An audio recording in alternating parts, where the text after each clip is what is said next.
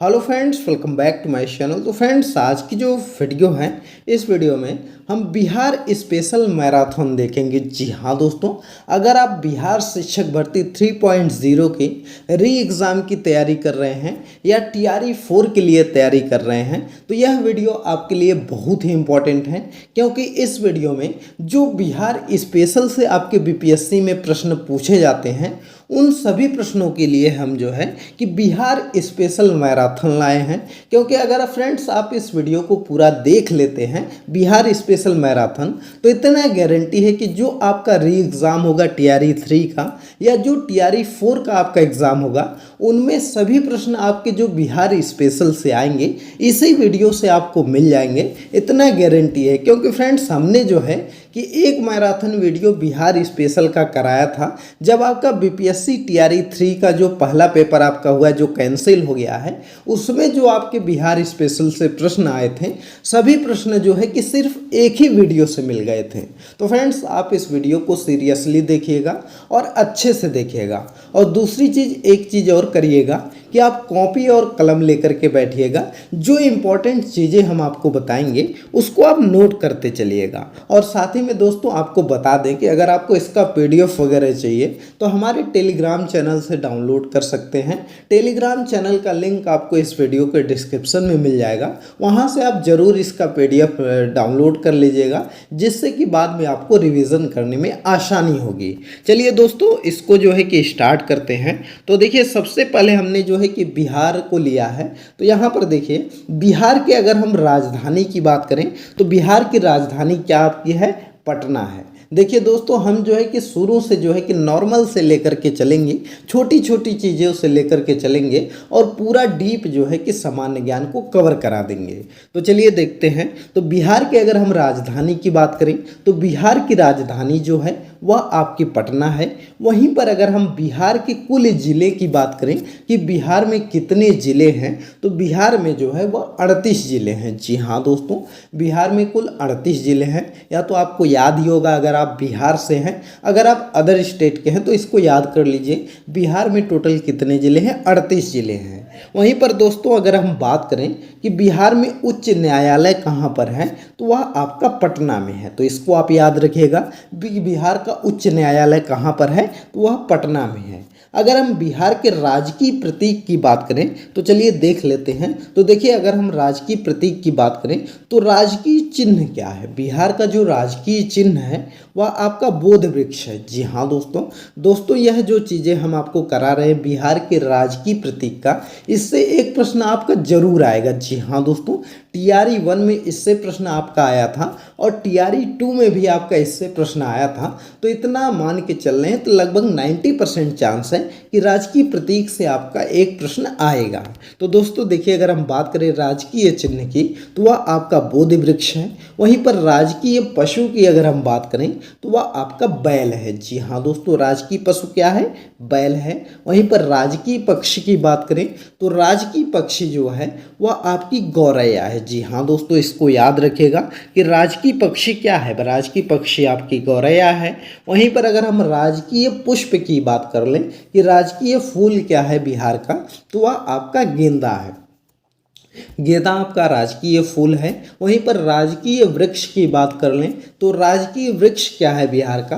तो वह पीपल है। जी हाँ दोस्तों, पीपल है। वह पीपल आपका राजकीय वृक्ष है, इसको याद रखिएगा। वहीं पर दोस्तों अगर हम बात करें राजकीय खेल की तो बिहार का जो राजकीय खेल है वह आपका कबड्डी है। तो इसको जरूर याद रखिएगा कि बिहार का राजकीय खेल क्या है? वह कबड्डी है। वहीं पर अगर हम बात करें राजकीय मछली की तो बिहार की जो राजकीय मछली है वह आपका देसी मांगुर है। जी हाँ दोस्तों, देसी मांगुर जो है वह बिहार की राजकीय मछली है। और आप जान ही रहे कि अभी जो है कि राजनीति में मछली काफ़ी ज़्यादा फेमस हो रही है, तो इसको ज़रूर याद रखिएगा। हो सकता है कि इस बार जो है कि मछली ज़्यादा इलेक्शन में फेमस हो रही है, तो इस वजह से आपका इलेक्शन के बाद ही एग्ज़ाम है जो कि 7 जून से लेकर के 15 जून के बीच में होगा। तो इसमें इसमें यह प्रश्न हो सकता है जरूर आ जाए, तो इसको मोस्ट इम्पॉर्टेंट कर लीजिएगा। वहीं पर अगर हम बात करें राजकीय भाषा की, तो बिहार की जो राजकीय भाषा है वह प्रथम आपका हिंदी है और द्वितीय जो है वह उर्दू है। तो इसको याद रखिएगा कि प्रथम क्या है, प्रथम आपकी हिंदी है और द्वितीय की बात करें तो द्वितीय आपका जो है वह उर्दू है। तो इसको याद रखिएगा। वहीं पर अगर हम बात करें कि राज्य गीत क्या है, तो बिहार का जो राज्य गीत है इसके बारे में अगर हम बात करें तो वह है मेरे भारत के कंठहार तुझको सत सत वंदन बिहार। इसको याद रखिएगा, यह लाइन मोस्ट इंपॉर्टेंट है। मेरे भारत के कंठहार तुझको सत सत वंदन बिहार, यह इंपॉर्टेंट है, यह राज्य गीत है बिहार का, तो इसको याद रखिएगा। वहीं पर अगर हम बात करें राज्य प्रार्थना के बारे में, तो बिहार का जो राज्य प्रार्थना है वह है मेरी रफ्तार पे सूरज की किरण नाज करे। इसको याद रखिएगा। वहीं पर अगर हम प्रमुख चित्रकला की बात करें तो आप जान ही रहे हैं कि बिहार की जो मधुबनी की चित्रकला है वह सबसे ज़्यादा फेमस है। और मधुबनी चित्रकला के बारे में तो सीटेट आपने पास किया होगा, तो उसमें से तो भर भर के प्रश्न आता है कि मधुबनी चित्रकला कहाँ की है, तो वह आपका बिहार की है। तो इसको जरूर याद रखिएगा कि बिहार की जो फेमस चित्रकला है वह आपका मधुबनी है। चलिए अगला देखते हैं। तो यहाँ पर देखिए हमने शामिल किया है कि इससे एक प्रश्न आपका आता है कि जो बिहार स्टेट है इसके आसपास जो ज़िले लगते हैं, मतलब इसके आसपास जो ज़िले हैं बिहार स्टेट के, वह किस किस राज्य से कितने ज़िले लगते हैं, या आपका प्रश्न पूछा जाता है। तो देखिए हमने यहाँ पर लिया है, तो जैसे अगर हम बात करें राज्य की सीमा से लगा देश, अगर पूछता है आपके एग्ज़ाम में प्रश्न कि बिहार जो है वह कितने देश से अपनी सीमा से साझा करता है, तो वह बिहार सिर्फ एक देश के साथ अपनी सीमा साझा करता है, वह क्या है, वह नेपाल है। जी हाँ दोस्तों, उत्तर में जो है कि बिहार के उत्तर में नेपाल पड़ता है, और उत्तर जो है कि जो कि पश्चिमी चंपारण हो गया आपका, पूर्वी चंपारण हो गया, यह सब जो ज़िले हैं वह आपके नेपाल ज़िले से लगते हैं, नेपाल जो देश है उससे लगते हैं। तो इसको आप याद रखिएगा, इस प्रश्न को जरूर याद रखिएगा। बीपीएससी का यह पूछा गया प्रश्न है कि बिहार जो है यह कितने देश के साथ अपनी सीमा साझा करता है, तो सिर्फ एक देश के साथ जो है वह अपनी सीमा साझा करता है। चलिए अगला देखते हैं। तो यहाँ पर देखिए कि नेपाल की सीमा से लगे 7 जिले कौन से हैं। तो देखिए अगर हम बात करें कि नेपाल की जो सीमा से लगे 7 जिले की बात करें, तो यहाँ पर देखिए एक चीज़ तो आपको यह क्लियर हो गया कि कितने ज़िले लगते हैं, तो वह आपके 7 ज़िले लगते हैं। और 7 ज़िले कौन कौन से हैं, तो चलिए यहाँ से हम जो है कि इसमें सिर्फ 4-5 ज़िलों को लिखें जो कि इम्पोर्टेंट हैं। फिलहाल यहाँ पर आप मैप से देख सकते हैं कि सबसे पहले आपका वेस्ट चंपारण जो है पश्चिमी चंपारण लगता है, फिर उसके बाद पूर्वी चंपारण आपका बिहार से लगता है, उसके बाद जो है कि आपका सीतामढ़ी जो है वह लगता है, उसके बाद मधुबनी लगता है, सुपौल लगता है, अररिया लगता है और किशनगंज लगता है। तो यहाँ पर देखिए हमने पश्चिमी चंपारण और पूर्वी चंपारण को नहीं लिखा है, और 5 जिले यह आपके लगते हैं। तो यह देखिए कुल 7 जिले लगते हैं, जिसमें पहला आपका पश्चिमी चंपारण, दूसरा आपका पूर्वी चंपारण, तीसरा आपका सीतामढ़ी हो गया, चौथा आपका मधुबनी हो गया, पाँचवां सुपौल हो गया, छठवां अररिया हो गया और सातवां किशनगंज हो गया। तो यह 7 जिले हैं जो कि नेपाल के साथ अपनी सीमा साझा करते हैं। चलिए अगला देखते हैं। अगला दोस्तों अगर हम बात करें कि उत्तर प्रदेश के साथ कितने ज़िले ऐसे हैं जो कि अपनी सीमा साझा करते हैं, तो देखिए उत्तर प्रदेश के साथ जो है वह 8 ज़िले ऐसे हैं जो कि सीमा साझा करते हैं उत्तर प्रदेश के साथ। इसको याद रखिएगा। देखिए इसमें अगर हम बात करें तो इसमें जो आपका है वह क्या है, तो यहाँ पर अगर हम बात करें तो यहाँ पर देखिए मैप से देखते हैं। पश्चिमी चंपारण आपका हो गया, यह सीमा साझा करता है। वहीं पर गोपालगंज आपका सीमा साझा करता है, सीवान करता है, उसके बाद सारण करता है, सारण के बाद आपका जो है भोजपुर करता है, बक्सर करता है, कैमूर करता है और रोहतास करता है। तो यह 7 जिले हैं जो कि आपका सीमा साझा करते हैं उत्तर प्रदेश के साथ। तो इसको याद रखिएगा। यहाँ पर देखिए हमने नोट भी कर दिया है, तो आप इसको लिख लीजिएगा, ज़रूर लिख लीजिएगा। और दोस्तों सीमा जो साझा साझा करते हैं जिले, इसको याद रखने का सबसे जो आसान तरीका है वह यह है कि आप मैप डाउनलोड कर लीजिए अपने मोबाइल में और एक दो बार जो है कि दिन में ज़रूर देख लीजिए करिए। सिर्फ 5 मिनट आप देखेंगे तो रोज़ रोज़ जब आप रिवाइज करेंगे तो आपको ऑटोमेटिक जो है कि आपके दिमाग में वह चीज़ें फीड हो जाएंगी और जब आप एग्जामिनेशन हॉल में बैठेंगे तो वहाँ पर डायरेक्ट जो है कि आपको चीज़ें याद आ जाएंगी।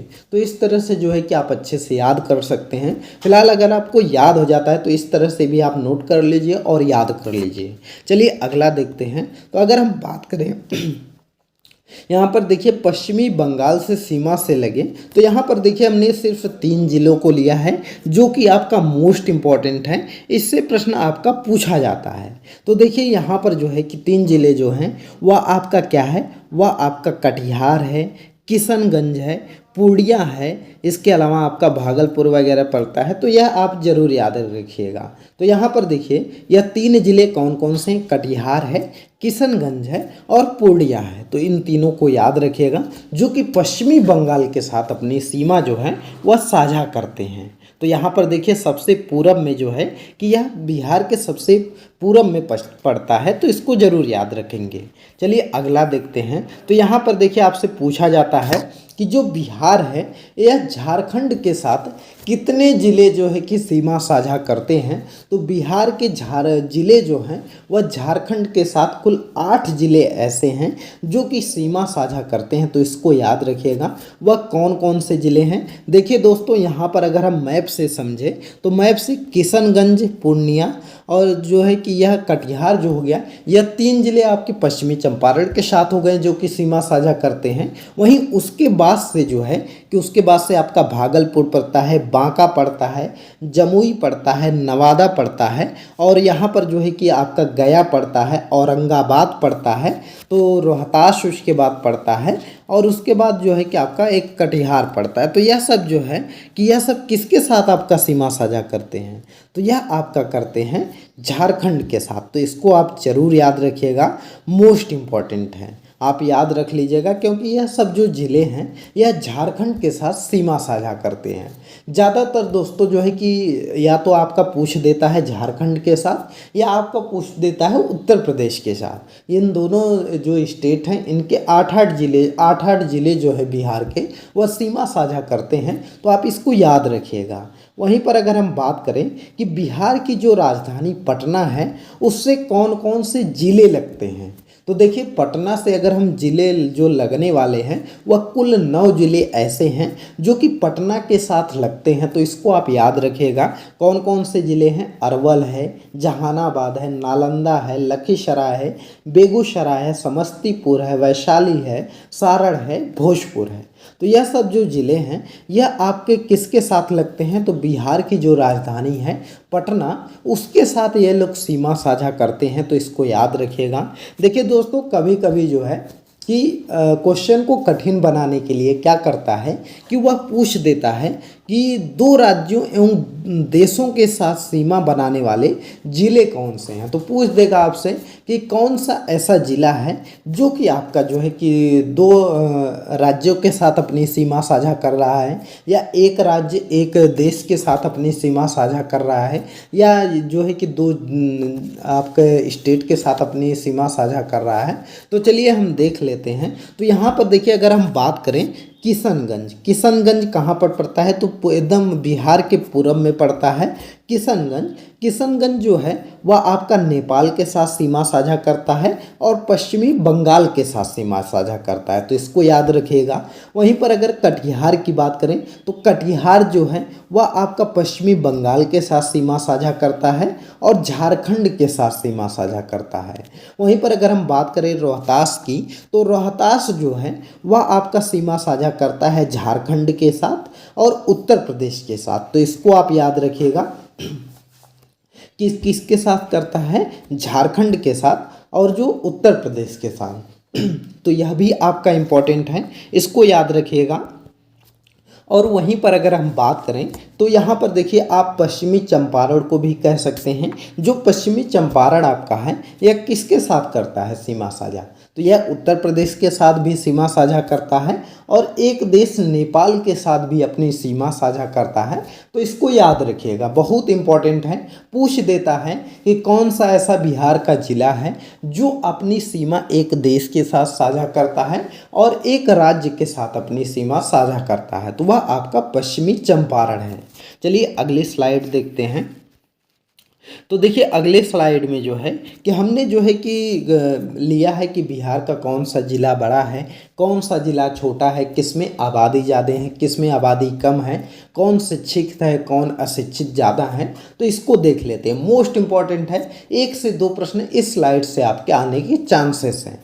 चलिए देखते हैं। तो देखिए अगर हम बात करें क्षेत्रफल की दृष्टि से बिहार का सबसे बड़ा जिला कौन सा है, तो क्षेत्रफल की दृष्टि से सबसे बड़ा जिला जो है वह पश्चिमी चंपारण है। वहीं पर अगर हम बात करें क्षेत्रफल की दृष्टि से सबसे छोटा जिला जो है वह आपका शिवहर है। जी हाँ दोस्तों, सबसे बड़ा जिला जो है वह आपका पश्चिमी चंपारण है, सबसे छोटा जिला आपका शिवहर है। और सबसे उत्तरी जिला कौन सा है, तो सबसे उत्तरी जिला जो है वह पश्चिमी चंपारण है। जी हाँ दोस्तों, आप इसको इस तरह से देख सकते हैं कि यहाँ पर देखिए हमने जो स्लाइड लिया है, यहाँ पर देखिए पश्चिमी चंपारण जो है यह सबसे यहाँ उत्तर में पड़ता है। तो इसको याद रखिएगा।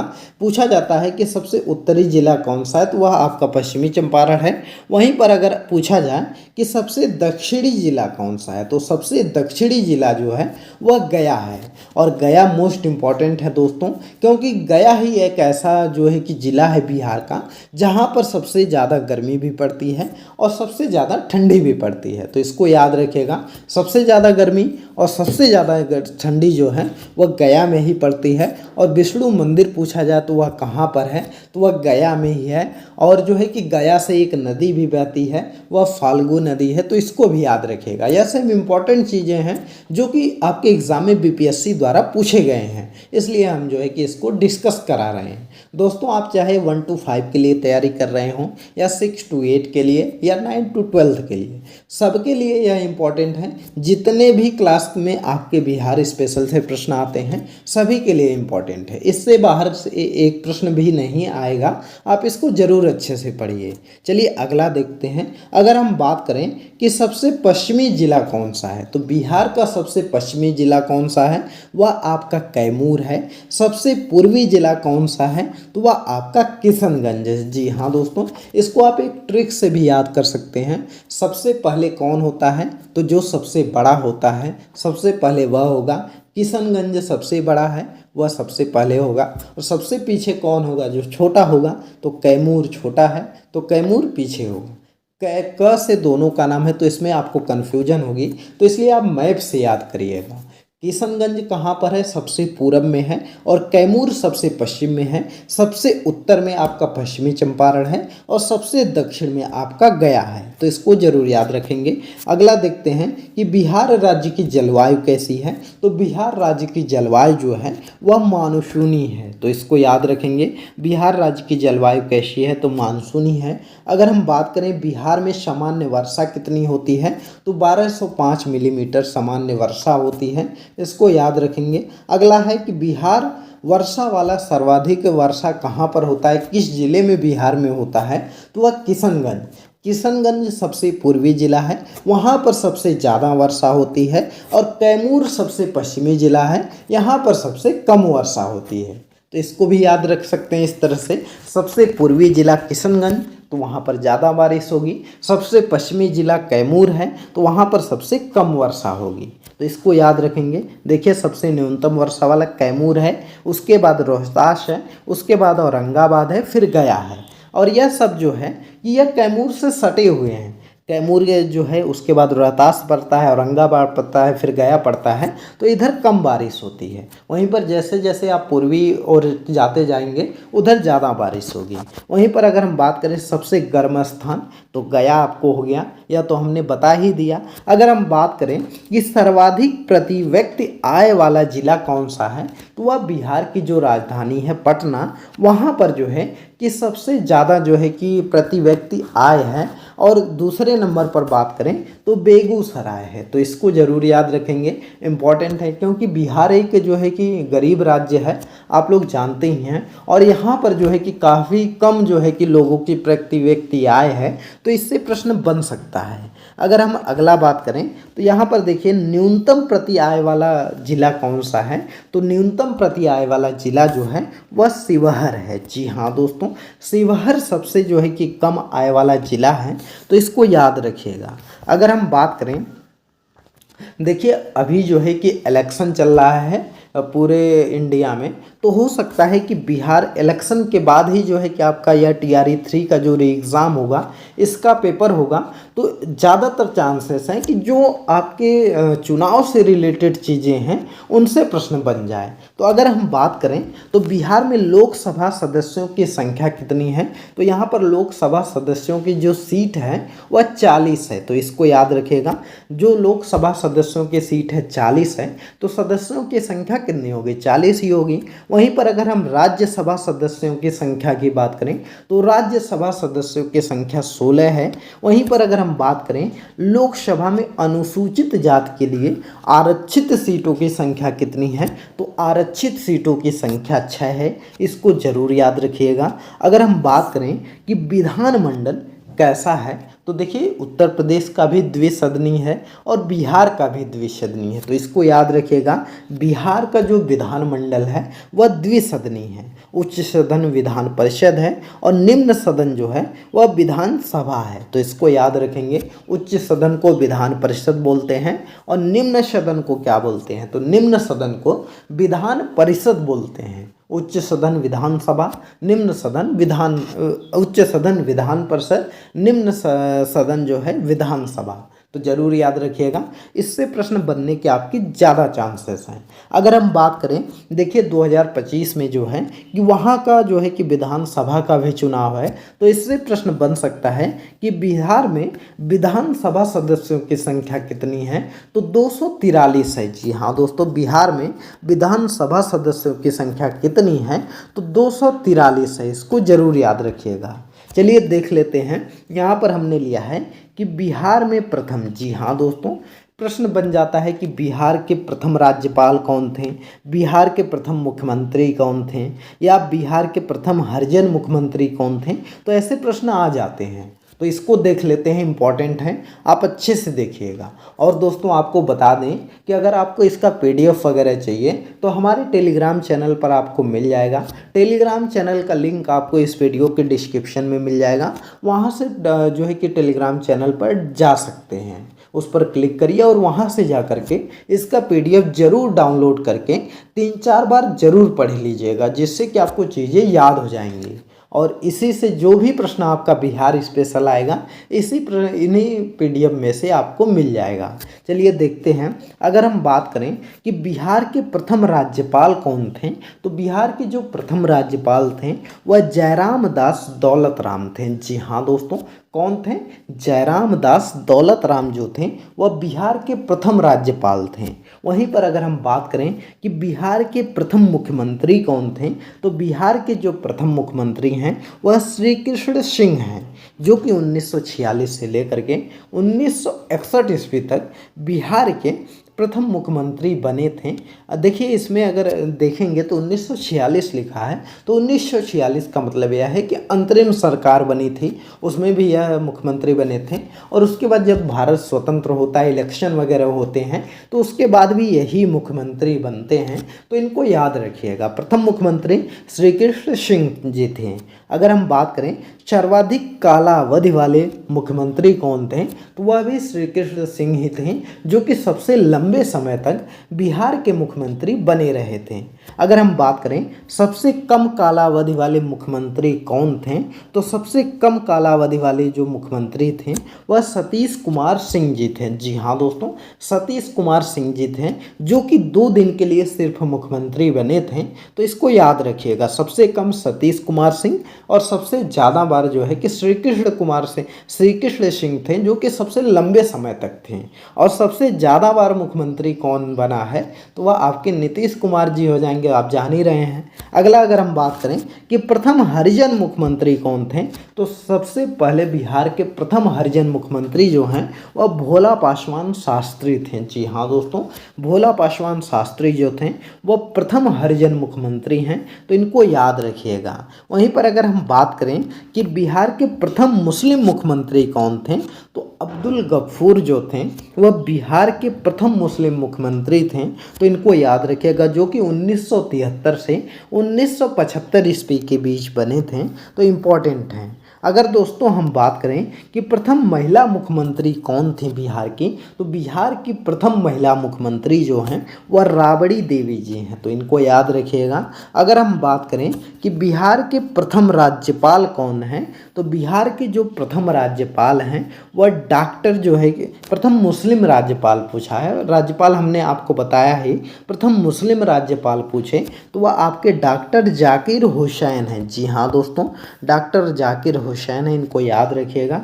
अगर हम बात करें कि अशोक चक्र प्राप्त करने वाले प्रथम व्यक्ति कौन है, तो स्वर्गीय रणधीर वर्मा है। जी हाँ दोस्तों, ये जो भी चीज़ें हम बता रहे हैं बिहार के सापेक्ष बता रहे हैं, तो इसको याद रखिएगा कि बिहार में अशोक चक्र प्राप्त करने वाले प्रथम व्यक्ति कौन है, तो रणधीर वर्मा है। अगर हम बात करें कि बिहार के प्रथम महाकवि कौन थे, तो वह विद्यापति थे, तो इनको याद रखिएगा। विद्यापति मोस्ट इम्पॉर्टेंट हैं कि बिहार के प्रथम महाकवि विद्यापति जी हैं। अगर हम बात करें कि दिल्ली की गद्दी पर बैठने वाला प्रथम बिहारी कौन था, तो देखिए यह जो है कि बहुत पहले की बात है, 1540 ईस्वी में शेर शाह जो था वह बिहार से ही था और प्रथम दिल्ली की गद्दी पर बैठने वाला बिहारी था, तो इसको याद रखिएगा कि देखिए यहाँ पर बिहार पर सर्वप्रथम विजय पाने वाला प्रथम मुस्लिम आक्रांता कौन था। तो देखिए अगर हम बात करें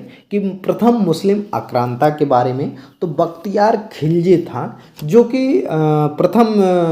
सर्वप्रथम बिहार पर अपना विजय प्राप्त किया था, मुस्लिम था, तो इसको याद रखिएगा। और पूछा जाता है कि नालंदा का वैभव किसने नष्ट किया था, तो वह बख्तियार खिलजी ही था, जो कि नालंदा विश्वविद्यालय में आग लगवा दिया था, सभी किताबें वगैरह जला दिया था, तो इसको याद रखिएगा। अगला अगर हम बात करें, सबसे पहले प्राप्त 9 पाषाण युगीन अवशेष कहाँ से मिले हैं, तो वह चिरांद से मिले हैं, छपरा में, जो कि आपका पड़ता है।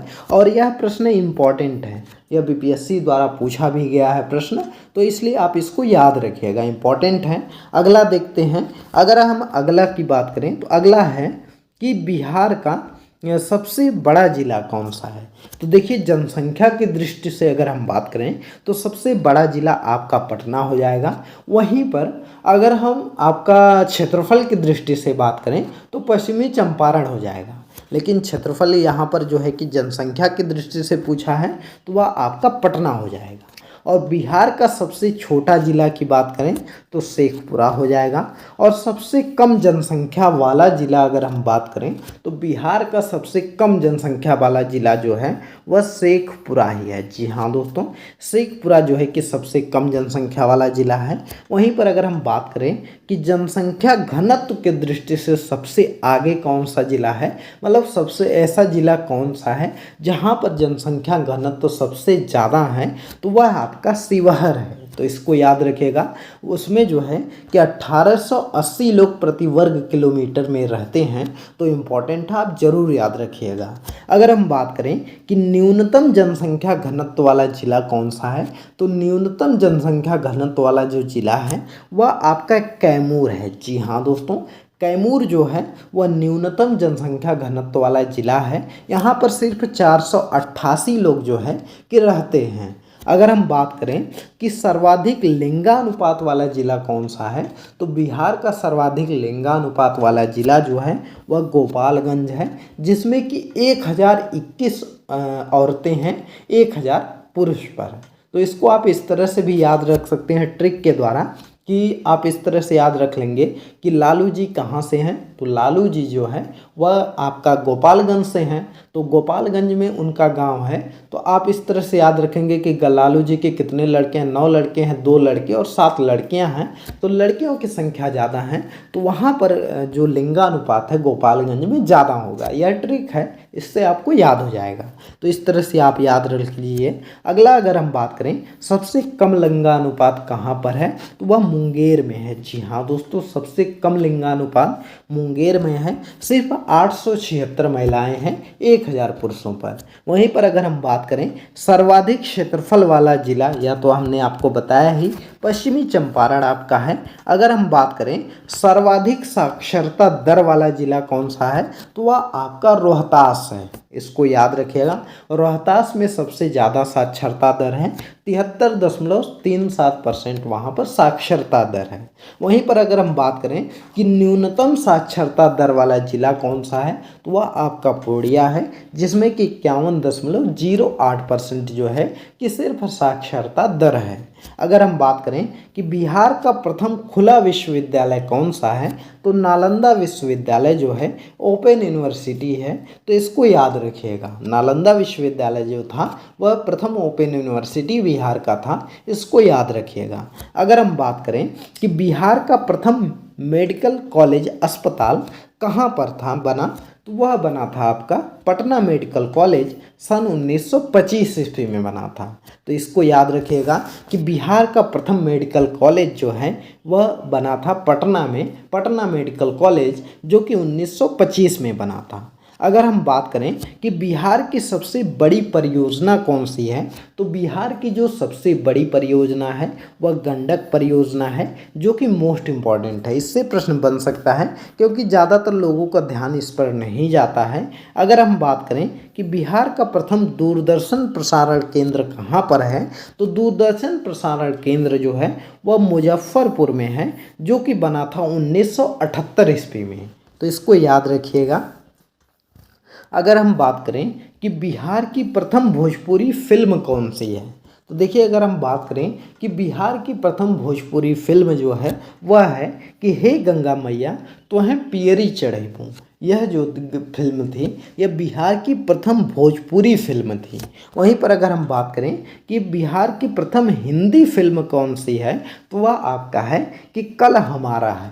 कल हमारा है, यह प्रथम हिंदी फिल्म है। और हे गंगा मैया तुम्हें पियरी चढ़ैबू यह भोजपुरी फिल्म है। अगर हम बात करें इसके निर्देशक कौन है कि कल हमारा है, यह है गिरीश रंजन। तो इनको याद रखिएगा। अगर हम बात करें कि बिहार का सर्वाधिक गंधक उत्पादक राज्य कौन सा है, तो वह रोहतास में सबसे ज़्यादा गंधक उत्पादन होता है। तो इनको याद रखिएगा। अगर हम बात करें कि ज्ञानपीठ पुरस्कार प्राप्त करने वाला प्रथम बिहारी कौन था, तो ज्ञानपीठ पुरस्कार प्राप्त करने वाला प्रथम बिहारी डॉक्टर रामधारी सिंह दिनकर जी थे। इम्पॉर्टेंट हैं, इनको जरूर याद रखेगा कि ज्ञानपीठ पुरस्कार प्राप्त करने वाले प्रथम बिहारी कौन थे, तो डॉक्टर रामधारी सिंह दिनकर जी थे। अगर हम बात करें यहाँ पर कि पटना उच्च न्यायालय के प्रथम भारतीय मुख्य न्यायाधीश कौन बने थे, तो वह सैयद फजल अली बने थे। जी हाँ दोस्तों, पटना उच्च न्यायालय के प्रथम भारतीय मुख्य न्यायाधीश कौन बने थे, तो वह सैयद फजल अली बने थे। इनको याद रखिएगा। अगर हम बात करें पटना उच्च न्यायालय की मुख्य न्यायाधीश, महिला मुख्य न्यायाधीश कौन सी थी, तो यहाँ पर देखिए इसको नीचे लिखा गया है कि पटना उच्च न्यायालय की प्रथम महिला मुख्य न्यायाधीश कौन थी, तो न्यायमूर्ति सुश्री रेखा मनहर लाल दोषित थी। जी हाँ दोस्तों, कौन थी? वह थी न्यायमूर्ति सुश्री रेखा मनहर लाल दोषित थी। यह पटना उच्च न्यायालय की प्रथम महिला न्यायाधीश थी। तो इनको याद रखिएगा। अगर हम बात करें स्वतंत्रता के पश्चात पटना उच्च न्यायालय के प्रथम मुख्य न्यायाधीश कौन थे, तो वह सर क्लिफर्ड मनमोहन अग्रवाल थे। जी हाँ दोस्तों, स्वतंत्रता के पश्चात पटना उच्च न्यायालय के प्रथम मुख्य न्यायाधीश सर क्लिफर्ड मनमोहन अग्रवाल थे। अगला बात करें कि सर्वोच्च न्यायालय के मुख्य न्यायाधीश बनने वाला बिहार का प्रथम व्यक्ति कौन था? तो सर्वोच्च न्यायालय के मुख्य न्यायाधीश बनने वाला बिहार का प्रथम व्यक्ति जो था वह भुवनेश्वर प्रसाद सिन्हा जी थे। इनको याद रखिएगा। अगला है कि बिहार के प्रथम राजनीतिज्ञ जो लोकसभा अध्यक्ष हुए वह थे बलिराम भगत। जी हाँ दोस्तों, 5वीं लोकसभा में जो है यह लोकसभा अध्यक्ष बने थे, इनको याद रखिएगा। अगर हम बात करें कि बिहार विधानसभा के प्रथम अध्यक्ष कौन थे, तो बिहार विधानसभा के प्रथम अध्यक्ष जो थे वह राम दयालु सिंह थे। जी हाँ दोस्तों, बिहार विधानसभा के प्रथम अध्यक्ष जो थे वह राम दयालु सिंह जी थे, तो इसको याद रखिएगा। दोस्तों, बिहार मैराथन में बस इतना ही देखेंगे। यह जो हमने आपको कराया इसको आप 2-3 बार रिपीट करके ज़रूर देख लीजिएगा, क्योंकि अगर आप इसको अच्छे से तैयार कर लेते हैं तो इतना गारंटी है कि जो बिहार स्पेशल सामान्य ज्ञान से आपका प्रश्न आता है वह प्रश्न आपका नहीं छूटेगा। आप जो है कि अगर इस वीडियो को अच्छे से देख लेते हैं तो 3 से 4 नंबर का प्रश्न तो आपका इसी वीडियो से आ जाएगा, क्योंकि जो भी स्पेशल प्रश्न आएगा वह इससे मिल जाएगा। और TRE 3 में हमने जो करवाया था बिहार स्पेशल मैराथन, उसमें से प्रश्न आपका जो TRE 3 का एग्ज़ाम हुआ जो कैंसिल हो गया उसमें सभी प्रश्न मिले थे। तो इसलिए आप इसको 2-3 बार रिपीट करके देख लीजिएगा। और इसके PDF के डाउनलोड करने के लिए आप हमारे टेलीग्राम चैनल पर चले जाइए, लिंक डिस्क्रिप्शन में दिया गया है, वहाँ से डाउनलोड कर लीजिए। और दोस्तों, टेलीग्राम चैनल पर हमको ज़रूर फॉलो कर लीजिएगा, क्योंकि कोई भी सूचना रहती है या कोई वीडियो अपलोड किया जाता है, कुछ भी रहता है तो वहाँ पर इन्फॉर्म कर दिया जाता है, तो इसको याद रखिएगा। चलिए मिलते हैं अगली नई वीडियो में। यह वीडियो पसंद आई हो तो इस वीडियो को लाइक करिएगा, ज़्यादा से ज़्यादा शेयर करिएगा और दूसरों तक भी दोस्तों यह पहुँचाइए, जिससे कि ज़्यादा से ज़्यादा लोग देख सकें और एक अच्छी तैयारी कर सकें। दोस्तों, अब हम अपने चैनल पर डेली वीडियो अपलोड करेंगे, साथ ही में जो है कि भूगोल की भी वीडियो आएगी, उसके साथ आपका भारतीय राष्ट्रीय आंदोलन की भी आएगी, साइंस की भी आएगी। तो आप हमारे चैनल को सब्सक्राइब नहीं किए हैं तो ज़रूर कर लीजिए, जिससे कि आपकी एक अच्छी तैयारी हो सके। अभी जितने भी 1.5 महीने 2 महीने का समय है उसमें आप एक अच्छी तैयारी कर सकें। चलिए मिलते हैं अगली एक नई वीडियो में एक नए टॉपिक के साथ। तब तक के लिए बाय बाय।